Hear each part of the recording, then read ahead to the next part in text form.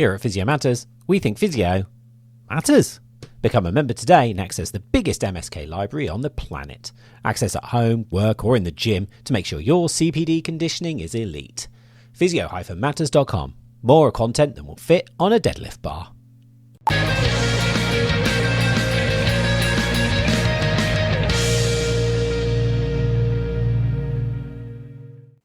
Michael O'Reilly, welcome to Chewing It Over. Are desks and desk-shaped postures affecting our health? Absolutely. It's what I've been referring to for the last 10 or 15 years is information age syndrome. So it's all the conditions of like neck pain, shoulder pain, headaches, etc., that are all driven by the fact that we live these very imbalanced postural lives now. So yes, it's a sleeping pandemic in my view, waiting to, yeah. And clinically, you have a special interest in sort of the upper quadrant, and we'll be speaking about that in Therapy Live. We'll talk a little about your upcoming talk at Therapy Live on that and some of the solutions you've come to in your career. But what first got you a special interest in that region?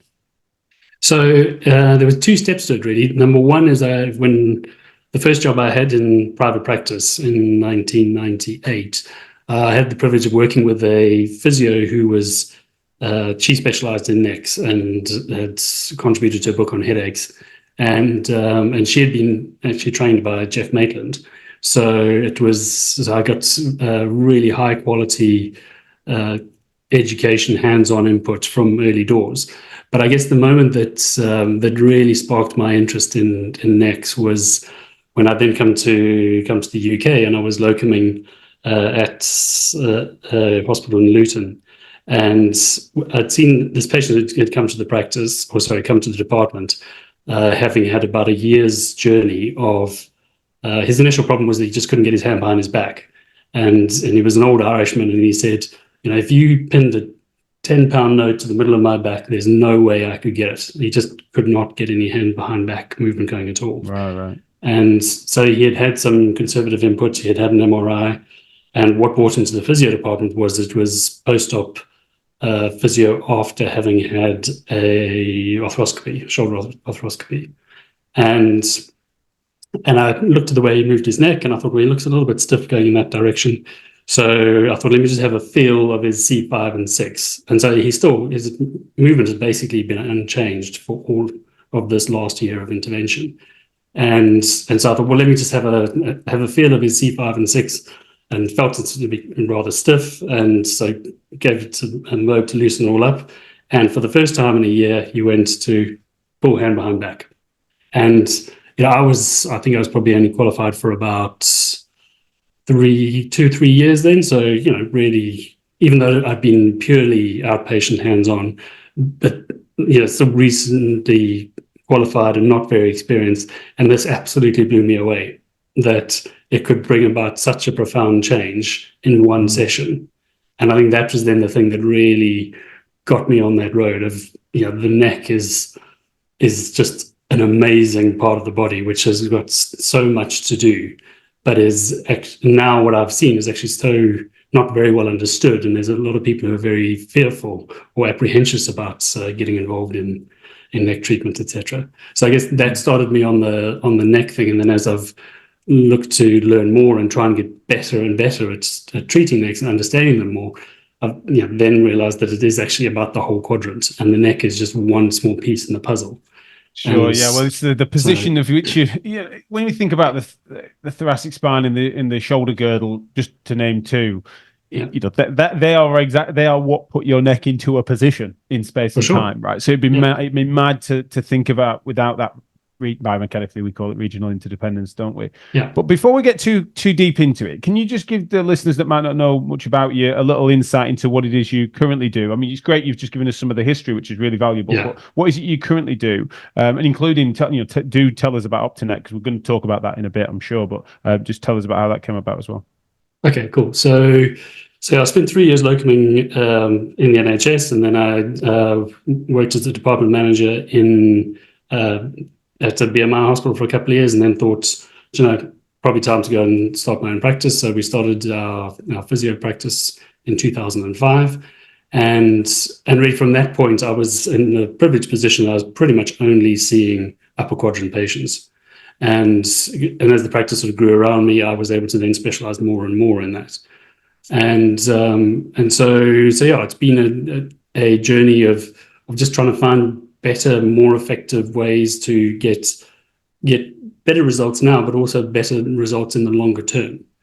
And that's has led to me developing what was called the Optinet program, which I put together about 10 years ago, and it was we felt it was reasonably effective, but I always felt like there was something missing in that. And I come from a very mechanical background, in that I grew up working on cars and was working with my hands.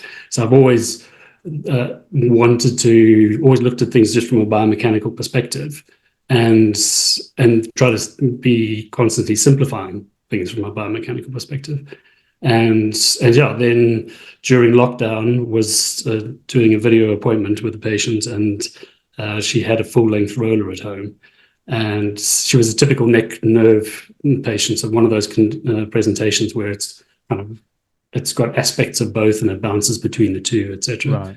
Yeah. And so I've got her on this full-length roller with her camera at floor level, and it immediately just reminded me as to why, while full-length rollers can be quite useful for certain things, they're actually a bit of a pain to use. And because they're a pain to use, we end up not using them as much as we should do.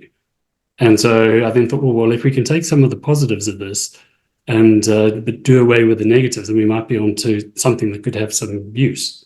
And so yeah, then that led to the sort of the product development process, and we can talk about that later. But I think the key thing was just trying to look at ways of making things more effective and, most importantly, easier. Because I'm probably jumping forward in the conversation here, but we need to be able to make effective exercise easier for our patients. Because if it's not easier and it's not rewarding, they're not going to do it.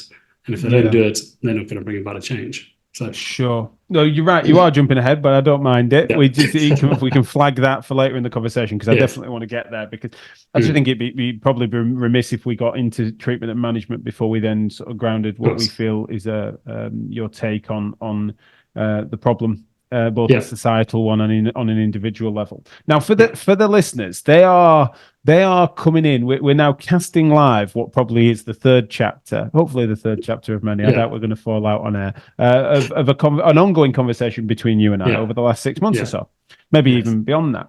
And so I'm going to just do my best to sort of characterize that conversation a little bit, and then feel free to, if I accidentally misrepresent or you want to add anything to that, then you can. But we've spoken partly about the balance wedge, which we'll naturally come to, but also just about we have generally different takes on some of this, both on a relevance of the diagnosis, accuracy of the diagnosis, but also exactly what the specificity is required for the management of the conditions we're talking about. Now, let's talk about the areas where we do agree. We agree that we are seeing a cluster of patients that will come in that would seem to have some correlation between their posturally, I'm exaggerating, but not always, their forward head, they're kyphotic, they're over a desk, and some of them, they stoop over a desk 90% of the time and over a road bike 10% of the time, right? And so you've got the fact that then, yes, well done, you're exercising, but sometimes always in the same position, same posture, and they're assuming that. And we're seeing sometimes neck pain, headache, as well as the associated nerve pathologies, nerve root pathologies. And that whilst we've seen a cluster of those patients, that's not an area where we disagree. That you do feel, and even use the language of it, an upper cross syndrome and other things like that, where it's a shortening of the pecs, lengthening of the posterior chain, those sorts of things, of which, again, I don't necessarily need to doubt they're happening, but I also then consider that a correlation rather than a causation. I consider that to be something that then I don't necessarily need to and I've not found the need to overtly change that for good in order to treat some of the associated pathologies from it. The fact that I might get someone to do something different doesn't necessarily mean that I'm then considering that when they recover from that it's the position that caused it. Now, when we've spoken, I've enjoyed that you consider me to be a bit naive on that. I don't know if it's a word you've used, but when we're talking, I think you find that to be a bit of a naive position, which I'm fine with. And then similarly, what I think is happening is that I think to some extent, and we've talked about this, so again, forgive me, I doubt it's a surprise, but just to get the listeners ahead on this, is that I think to some extent, whilst I might be being naive, I think that you are tightly linking that correlation as if it's causal in ways that I think are part of a selection bias from the people you're seeing, the people you're treating, and not necessarily you're associating that the mechanism of recovery is directly related to some of your specificity of treatment. Now, I don't know who's right on this. Obviously, we can continue this debate, but I just wanted to give a bit of a fast forward, and I hope that is a gist of what we've talked about before. Is that fair? Yeah, no, I think it is. It's I would say that's it's all about, we may get different, the patient, what am I trying to say, the route that the patient took to get to the position that they're in could be varied, and that's, if I understand correctly what you're saying, is that we may disagree as to how they get there. The problem is that they are there. And how do we then get them out of there? And do they come out the route that your hypothesis takes them in, or do they come out the route that my hypothesis takes them in? I think that's probably not necessarily, while it's interesting, it's not necessarily overly relevant. The question is, are we helping to restore biomechanical balance? I think that's that's right. So that's let's just hone in on that then. So this is what's interesting, is that I find that to resolve the symptoms and improve the function of some of these patients is that I incidentally might change, at least briefly, their biomechanical behaviors, but I don't necessarily consider those biomechanical behaviors to be causal of their symptoms, because I find myself not necessarily needing to, if I bump into them in the future, I think that, and I've found this because I sometimes see them because they sprain their ankle a few years later, is they might not actually be relevantly biomechanically different, but have not had that problem again, because I don't think necessarily that was the thing that I needed to change. I think I briefly and temporarily changed it, almost like a symptom modification type thing. And that sometimes even I might have encouraged, or now that I use your device, I'd probably encourage them to try and sort of change some of those things, potentially even longer term if they can, or that it's accessible. However, I've found them to be of the same biomechanics, yet now symptom free from their upper quadrant, because I didn't think that was what was causing it. And I also recognize that there's patients that are stooped over into all the positions that make our eyes water on a classical biomechanical level, that go on to never have any of those symptoms because that perfect storm doesn't catch up with them. And it's for those reasons that I'm hesitant to take what would be a next step, which is funny because we agree sometimes on the problem. We agree sometimes on the treatments. It's interesting to see some of our methods being similar, but in this middle space on causation, I accept your point that it might not. I'm academically finding that interesting. I'm not for a second suggesting it's massively relevant and it makes for a massively different treatment, but I'm just nerding out on those admitted differences between us, where I just don't know. I don't necessarily link that as a biomechanical problem that is then causing their symptoms. Okay, so that brings me to something else that I've been talking about for a while, and that's a lifetime model of wear and tear. And I've got a graph model that I've created for this, but essentially what it talks about is the fact that any particular joint, and in this case the neck, if you look at it as a unit, has a compensatory capacity, right? And so we've got a compensatory capacity, and then we've got a postural or movement demand. And while your postural and movement demand is less than your compensatory capacity, you're going to be symptom-free, right? So you're just asking less of what your joints can do. So they're not being put in a position of strain long enough, etc., etc. what I've seen over the time, and this is now being 19 years around the same patient cohort, and because what you said about seeing them in 2 years down the line for an ankle, that stuck in my mind, and that made me think of this, is that when you get to the patients go through these peaks and troughs of postural joint demand, or whatever it is, right? So, and those peaks can be, say, around GCSEs, university, etc.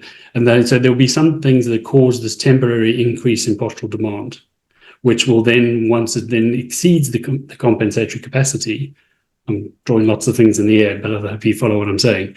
Once they exceed that compensatory capacity, that's their first episode of neck pain, in this case. And that's when they walk through our doors. And then we can help them with all the modalities that we have and the advice that we have and all the rest of it. But very often, once that demand, and they get better at managing that demand, has come off, those two lines then no longer intersect. And so the symptoms have gone, right? But the question is, and this is what I've seen over the years, is just because their symptoms are gone doesn't mean they're now moving biomechanically efficiently enough in the longer term to not be inching ever closer or heading back towards that next intersection of the lines, which is their next episode. I guess unless I follow that logic, but it's just that for me, it's that unless they adapt. So say they hadn't biomechanically adapted to more efficient patterns under traditional biomechanical principles, but their tissues had adapted in such a way to develop an improved neurological capacity for those postures and positions. So let's imagine that it hasn't got a functional biomechanical need that then is impairing them for throwing, catching, whatever it is they might be able to do, racket sports. And instead, we then don't have that functional power and performance type need, and we're just talking about pain and symptoms now. I suppose I'm admitting, because it's funny, because I'm from my family are all mechanical engineers, and so the mechanics part, I'm the weird heretic that went into health. But when I think about biomechanics, if I split it into those two bits of the Latin, is that on the mechanical side, I can't completely follow. I think where I maybe disagree slightly is because I think on the bio part of the mechanics is that, of course, we are adaptable, ever-changing tissues, and I think that I sort of admittedly have a more optimistic take as to just how much we can compensate positively. Now, eventually, that compensation and postural compensation can mean that then the fact that they cannot extend the thoracic spine. I'm just admitting to you that I have an upper limit to what I want. I want a more comprehensive capacity that they should be able to do the movements and things. The fact that they happen to be in that position is the problem. But I'm just for me, when I hear what you're describing there, and when you were flagging the ankle thing, by the way, in case you were just thinking that was just you taking a biomechanical interdependence to the potential that might be relevant. No. Not particularly. That's where I admittedly start to it gets a bit spurious because I'm talking about an acute ankle inversion. No, for sure. I know what you mean. But what I want to invite you to just wonder is when we've spoken before about this, I just think that what risk because I can sense these feelings as well, is that when you see clusters of patients, and I'll admit as an MSK generalist, I notice it. So for you with both a special interest and an increasing reputation, no doubt locally, but nationally and beyond, if we can help it, for being one of a specialist thinker in this space, then you're going to get that sort of natural selection that will occur. It's going to be something that I think is difficult for us to contend with clinically as how that might bias our logic. We will start to link causation and correlation. And I'm just wondering, though, when you might be more au fait with the literature on this, but I've always found it wanting with regards to when they find correlation studies between pain and posture. I find that certainly that is something that would show itself well in the literature by now, if indeed we found that these particular postures and these particular positions would then be either active symptomology or likelihood of symptomology, and I've always found them wanting. Yeah, and there's someone put up a very interesting quote, or one-liner on a social post, which I think was meant to be quite provocative, but the post was initially. But this person replied was saying, posture doesn't matter until it does. And so this is the thing. And one of those studies, that's one of them that I've read, they tested posture in 16-year-olds. and they got the 16-year-olds to be in these different postures and said, does that hurt or does that hurt? And of course, it's not going to hurt a 16-year-old because they've got a young, fresh, very bendy, very compliant spine. So, so the thing is that I think we generally, and I'm not saying you and I, but I think generally we've sort of got caught on this thing of posture does matter or posture doesn't matter. What matters is what are the positions we're spending most of our day in, and are we going through all of our range of movement every day? But if our lifestyle is such that we are not spending time in balanced positions, or as I refer to the prevailing wind of the information age, pushing us all into flexion all the time, then if we're spending all our time in any position, let's say we spend all of our time in a nice, neutral zone, but never moved out of that, then what I've seen is that we will start losing the periphery of the movement on the end of the bell curves. But the problem is that we're spending all of our time in that end range flexion. So being in that end range trunk flexion in and of itself is not going to be painful at the time. But the longer I spend there, the stiffer I'm going to get around that position, because it's a use it or lose it. And once I then start getting into that position where I'm getting increasingly trunk imbalance, and it's increasing the compensatory demand on the neck all the time, meaning that we're spending most of the next movements is taken up just keeping our eyes facing forwards. Those facets are all closed down, and then of course we're not going to have any range to rotate. And when we do rotate, we're going to be bashing up against articular structures, and we're going to get into that whole short, tight, long, loose thing. So it's not so much about the posture, but it's about how much time we spend where is the key thing. And we need to. Yeah, that's a great. Sorry to interrupt there, Michael. That's a really good point, and I think I'm getting frustrated with this.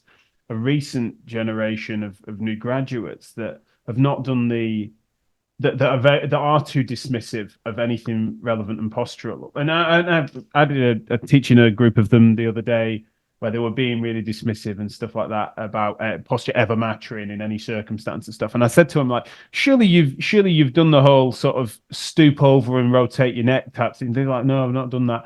It's like, right, and just in case anyone doesn't know what I'm on about, is that, sit there now if you would, and I'll go side on to the camera for those that are watching. I'll allow myself to stoop into a kyphotic thoracic spine and then rotate my neck, and then sit myself up into what would be a more classic finishing school posture to improve my cervical range. Most people, I hope, in the MSK game are going to be like, why is Jack showing me such a noddy thing? However, increasingly, we're watching a generation that have been like, well, posture doesn't matter anyway. It's well, it mattered then for how comfortable my neck rotation was, and if I needed that neck rotation. So this is where, and this is where I'm pleased to hear an area of obvious agreement is that, it doesn't matter till it matters is a great phrase. I think what could be interesting, and I'll use an example from our previous conversations to sort of move us forward to treatments and to talk a little bit about the balance wedge, which has been a really interesting thing and what part of how it provoked our ongoing conversation. Is that I then said to you, and I think to some extent I'm not surprised by the answer, but I think it's a really useful way of emblematic of our differences of opinion on this. Even though, by the way, and I was going to mention this at the end, but I'm a regular user of the balance wedge myself because I needed to experience it to test it. I use it with patients. We disagree, I think, me and Michael as to what it is or isn't doing, but that doesn't matter because it's still a really useful device. He's got one behind him, by the way. Just move to your left slightly. There it is. Look, we'll get him to wave it around in a minute. But what I asked Michael last time we spoke, and I think it might have been when I met you in person briefly at the BCA thing, which was great. And I said, if I had a patient and I, for some reason in this thought experiment, could get them to twice a week swim for 30 minutes breaststroke to try and improve, because they're stooped over a desk. And then twice a week, I encourage them to go swim breaststroke just to try and get them into a contrasting position and posture, but they're also getting that regular exercise that they otherwise weren't doing. Or they were to, and I can't remember the dosage I suggested, so I don't want to, you can correct me if you need to, but let's go with whatever dosage of neck balance wedge use. I think I'd said like 5 minutes an evening or something like that with the wedge. And I said, if you could, for some reason in this thought experiment, you had to choose one or the other. And I was admitting that I'd choose the swimming. You said no, the wedge, and you said because of the specificity, because you'd be concerned that my patient would be swimming breaststroke, but essentially are they just hinging at the neck because they've not got good thoracic extension? Yeah. And this is what speaks to an interesting distinction between us, is that I would just think that the benefits of the regular and varied contrasting exercise in the pool would outweigh some of the specificity that could come from improving the thoracic extension on the wedge. And because and it's an admission from me that I think that the specific biomechanical details in that case would matter less than the wider neurophysiological variables that I think I would be more likely to be able to improve and change. So again, I hope you don't mind me using that as a bit of a getting the audience up to speed with our conversation. But if you still agree with your own point before, why is it that in that instance you would prefer and think it would be more beneficial for that patient to be on the wedge than what I suggested? Okay, so I think it's to sort of frame that question. It's about looking at what I refer to as the neck pain equation, which is essentially looking at an individual's entire week and saying what are all the different activities what does their week look like in terms of work, in terms of environment, in terms of exercise, and where are they in their overall journey? How old are they? What's their mobility profile, etc. And so I use this to help patients understand what's going on. And so you've got a good side, you've got a helpful side and an unhelpful side. And so if you had someone who isn't sitting at a desk for anything between 30 and 50 hours a week and isn't then on their phone for another 3 hours of the day. So let's say you do have someone like that. You've got an awful lot of weight down on one side. And then in order to get to a point of sustainability, movement sustainability, we then need to either try and take things out of this side or we need to put more into that side. So it really sort of depends on the picture. So to use your example, let's say that is someone who is a screen-based worker, and so you're saying that in order for them to achieve sustainability, swimming 2 times a week doing breaststroke. I would have preferred had you said swimming 2 times a week doing freestyle or front crawl, because it wouldn't involve the cervical extension component, because in the same way as you mentioned with bikes, that's another problem. Well, I suppose just a bit of an aside as well, that is a real pet peeve of mine, is that when I send someone to go and swim breaststroke, I don't say go and keep your hair dry for some strange reason. But they do. I know they do, and it drives me crazy. But I'm just admitting to you that I would have changed my dosage if they were a hair dry breaststroker. No, for sure. But now to come back to the bigger question, it's down to, and I'll use this term again, the prevailing wind of the information age, in that we're all being pushed into flexion all the time. Now we've got those 12 thoracic vertebrae. When we're spending time in flexion, each one of those is just creeping further and further into a flexed position. We spend 8 hours a day, and that's roughly in that position. And each one of those joints is then just going to start to have a tendency to stiffen into that flexed position. That's what I refer to as the wedges under the filing cabinet. So it's pushing everything forwards. Right. And then from an anterior point of view, again, over keyboards, over phones, everything is so shortened all the time that we are getting that shortening, tightening, progressive ratcheting down. Now, movement, as we agree on, always follows the path of least resistance. So we've got this 8 hours or 40 hours a week or whatever it is of being in a static position, shortening, tightening down. We're then going to say, okay, go and do a large range movement, large amplitude movement, which is a good thing to do, of course. But you're going to do a large range movement, but because you've got these little sort of creeping stiffnesses, creeping tightenings, you can move around those quite effectively for quite a long time. But once, using the wedge underneath the back of the filing cabinet analogy, once the thin end of the wedge is in there, it just keeps creeping further and further. And the reason for that is, again, from a biomechanical point of view, once the center of mass of the head is being pushed forward because of, say, stiffening through the thoracolumbar junction, that then creates a torque moment, and that torque moment creates increased tendency to be getting into more and more flexion. So it becomes this, it's a subtle process of losing small amounts of movement, but in a way, stiffness gathers stiffness. And so what I've seen over the years that I've been doing this, is that we need to be able to address this sort of gathering tightening that happens, through the thorax or thoracic spine and thorax, and then through the anterior chains. That is always just progressively shortening, tightening down, and we can still keep those large amplitude movements going for a while, but the price has got to be paid somewhere. So in the same that's the very basic or the big picture position of trunk flexion, neck extension, the neck is having to pay the price for the flexion through the trunk. That's going to be happening throughout the shoulder girdle. And when you then get into the position where those pecs have progressively shortened over time, you're just using that, you're reducing the compensatory capacity, and then you are going to have that increased demand. You are going to have those lines intersecting, and you are going to have another episode of whatever your conditions are.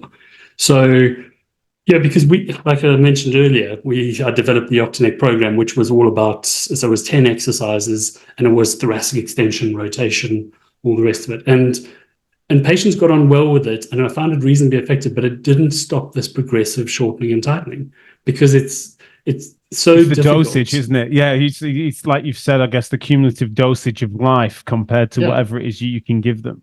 So then you found that you were able to be more specific, I imagine you're going to go on to say. Yes. So what that then resulted in was, as I say, this progressive shortening and tightening, which we would then constantly having to be working to free them back up again. And we would then, and these are screen-based workers who just live with an element of pain or element of discomfort all this time.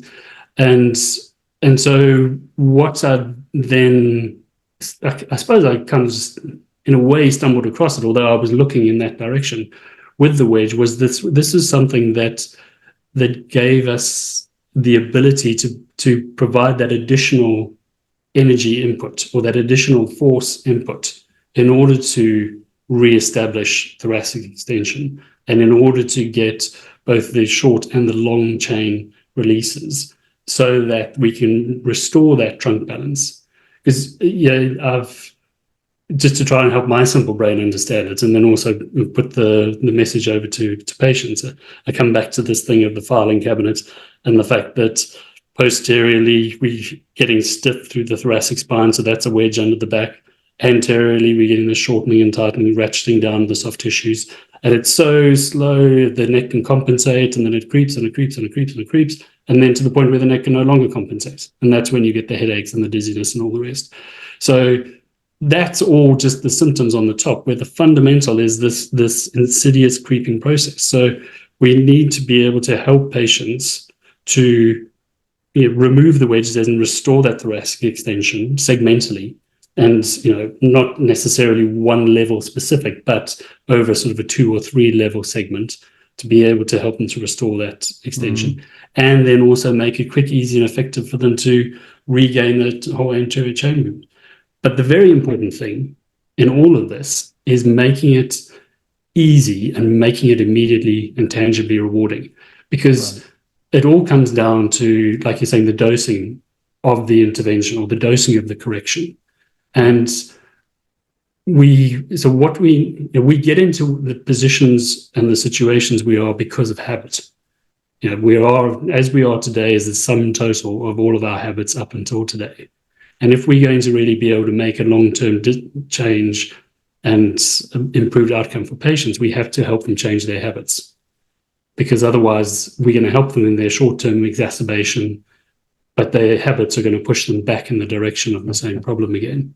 Yeah. And so in the reading and learning that I've done around habits, it's all about having a cue, a simple routine, and a tangible reward. And this is the big thing. If we can make shorten the distance between the cue, the simple routine, the reward, you will establish a habit. And if you establish a habit, you change an outcome. And so that's, I think and one of the things that's been really interesting and why I enjoy chatting to you about this is because you're in good company with these opinions. I mean, I heard Ian Horsley on the last Physio Matters Upper Limb Masterclass was talking about upper cross syndrome and upper limits of compensation. I know that Sinead O'Donovan is talking about that in relation to breast weight and things like that on Chewing It Over recently, and was saying about how we being a bit complacent for some of the reasons we talked about earlier.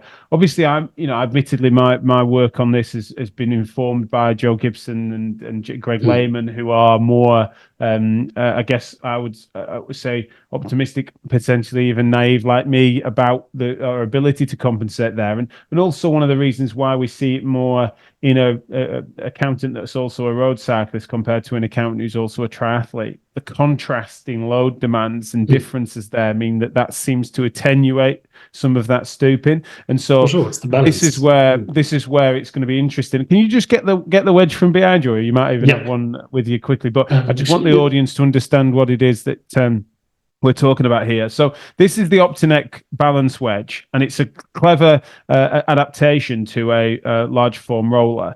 And so this is what I was saying that I'm using with patients and using it myself. And this is what's interesting, is that I use it because it's just damn pleasant.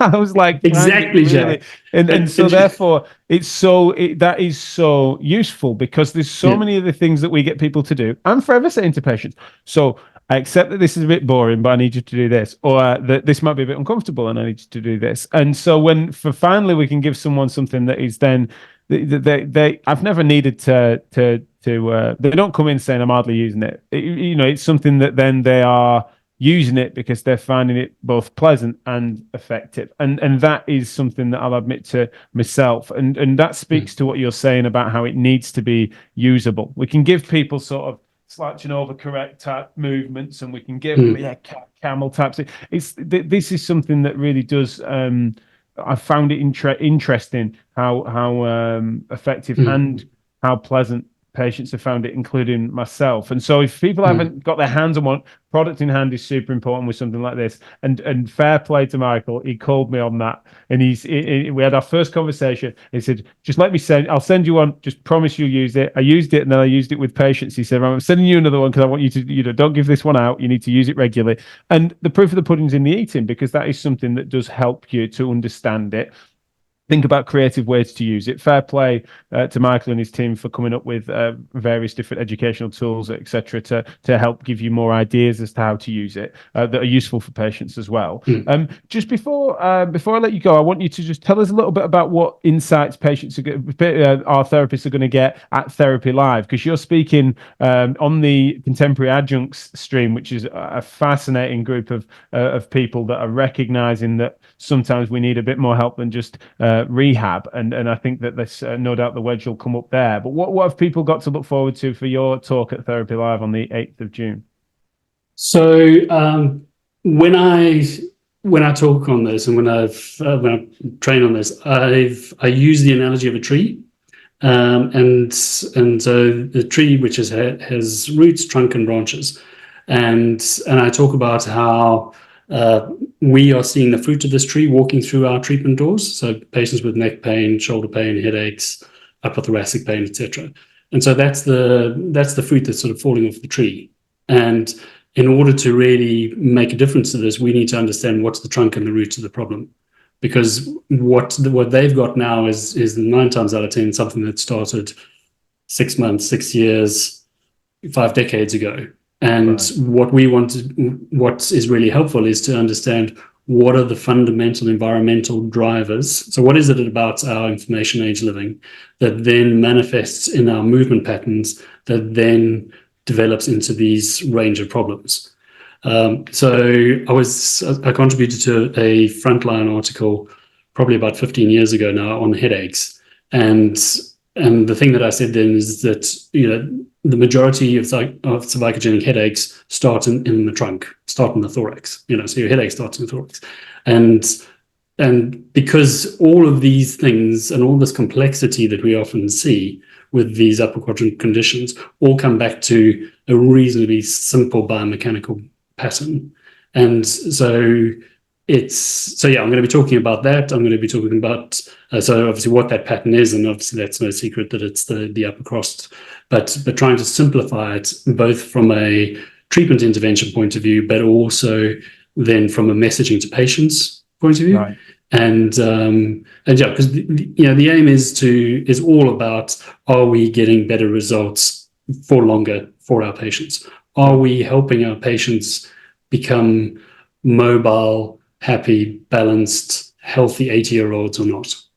And that's whether we're seeing them first time as a 25-year-old or as a 55-year-old, etc. So what are we, in our brief interactions with them, what do we have the opportunity to change their long-term outcome, and we want to be able to equip our patients with that so that they take a fork in the road and they head off in the direction of being an upright, mobile 80-year-old as opposed to a roadside 80-year-old.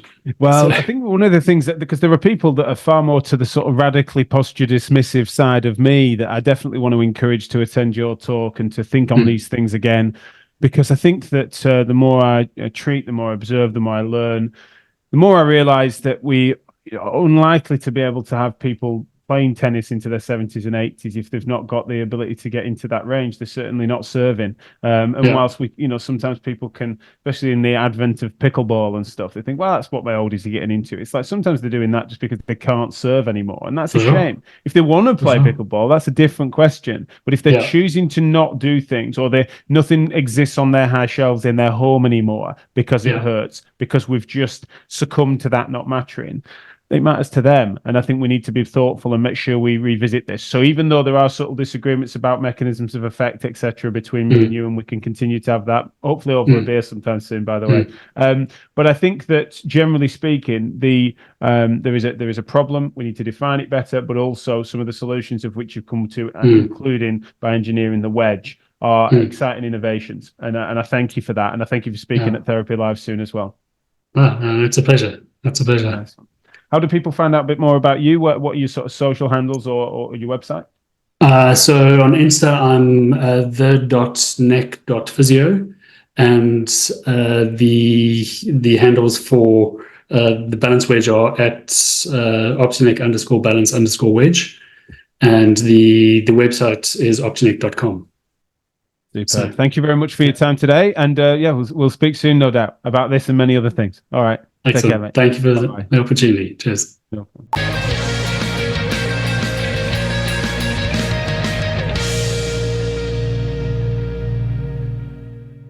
Are you tired of stick people drawings stinking up your exercise programs? Do you wish you had an exercise prescription software that had hundreds of pictures, videos, fully customizable text, inbuilt virtual consultation software, and you could send it by email or WhatsApp? If that software existed, I bet you'd want a 3-month free trial, wouldn't you? Just go to rehabmypatient.com/physio matters now.